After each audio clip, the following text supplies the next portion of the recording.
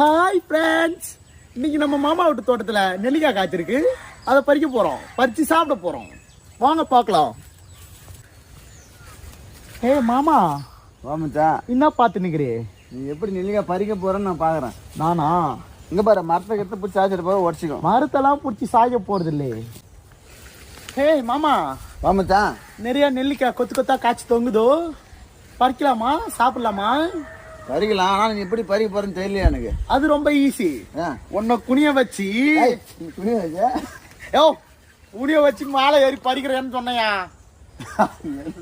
ஒழுங்கா சொல்லி தரடா. குனி. நீ குனி மச்சா, நான் யார் நீ தாங்கண்ணா. உன் ஹைட்டு கேட்டாது இல்லை, எனக்கு தூக்கா. ஐயோ அது முடியாது, நான் குனிகிறேன். நான் ஏறி பறிக்கிறியா? குனி.